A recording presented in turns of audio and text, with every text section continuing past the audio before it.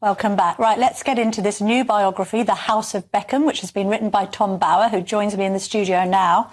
Tom, it's not a flattering portrait, this, is it? I mean, are you saying that the Beckhams aren't all they seem?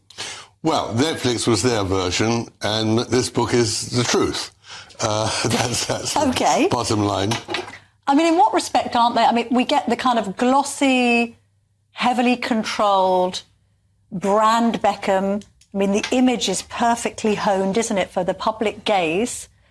You've looked into them, their lifestyle, their history. What have you concluded about this couple? Well, they are a consummate act. They're an image peddler, and they are really terrific at projecting themselves and say very little.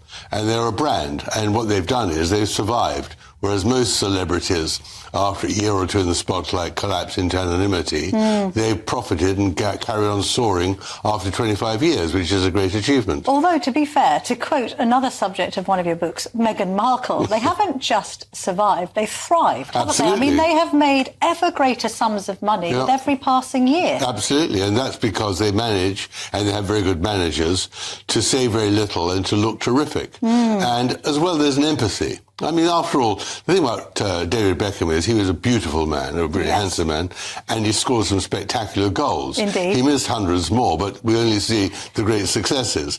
And she was a very successful part of a Spice Girls, great singer, and she's very good at managing the chaos, the scandals, and everything else. Well, tell me about that. I mean, you speak in the book to a degree of media manipulation, or at least picking favourites, having a good relationship with the Sun newspaper, for instance. So if there's ever a bad headline, Rebecca Loos, for instance, then suddenly there's a stage-managed opportunity for Posh and Becks to try and change the narrative. Absolutely, but of course the Loose episode 20 years ago was a disaster for them, and they survived it, although clearly they discussed divorce and everything and screamed at each other quite a lot. They survived it because Victoria is steely, ambitious, and knew that without David she was going to fall down, and persuaded David that without her he couldn't make any future fortune, and she was right.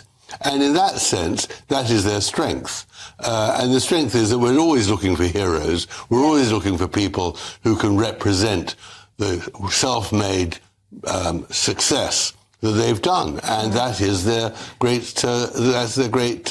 fortune and their great nobility. But on the other hand, what my book shows is that there's another side, and how they've done it, and where it's all gone wrong, and how they patch it up, and how they control the fallout. And it's a fascinating story.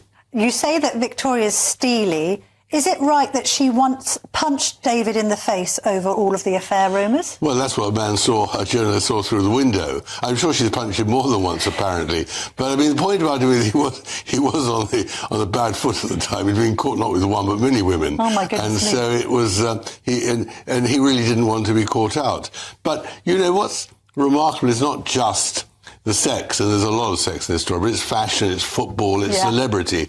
And the football story is fascinating. The money story is equally fascinating because he's very tight-fisted but very controls some examples of them both being quite stingy. She's claiming for a packet of crisps on expenses. And he won't tip a waitress. They don't. They serve £2.99 Tesco Leapfrog milk warm at their parties. I mean, they're not generous, except to themselves. But that's because they come from a poor background. He does, and where money was tight. Well, she doesn't. I mean, famously in the documentary, she's making out she's working class, and he reminds her that her father used to roll up at school and collect her in a Rolls Royce. Yeah, but it was second-hand. Well, second-hand or not. I mean, but who wears the trousers in this relationship, would you say, Tom? Well, I think they both do.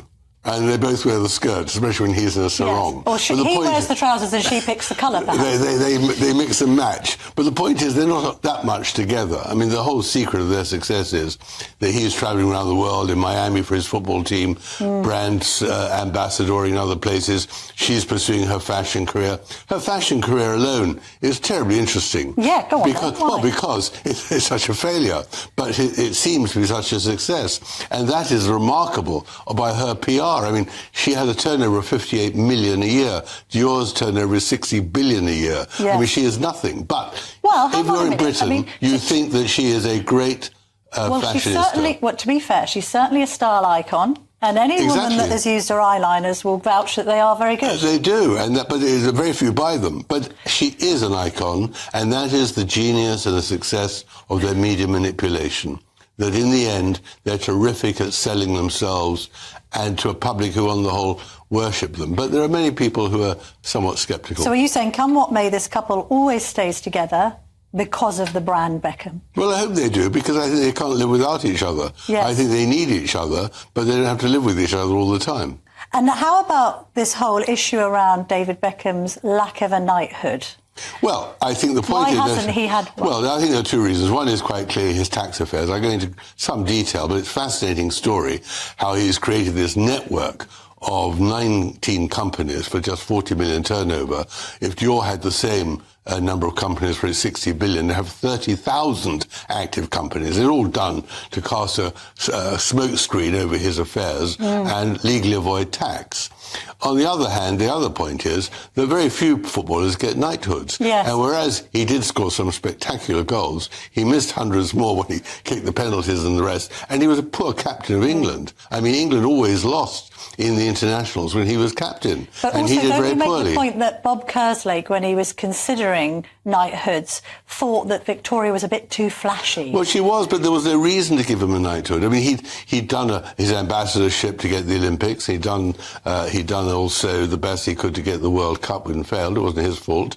But on the other hand, he was not a great captain of English football. He was just a great icon. He was a everyone talisman, loved. wasn't he? I mean, at the end of the day, people love him around the world. Well, yes, they did but just because you love someone doesn't mean you give them a knighthood. And the tax thing is a real bugbear for him. So what's your prediction? He'll never get a knighthood? I don't think he'll get a knighthood. Even after he queued for the Queen? Even after he queued for the Queen, well, there was tens of thousands of others queued and didn't get knighthoods.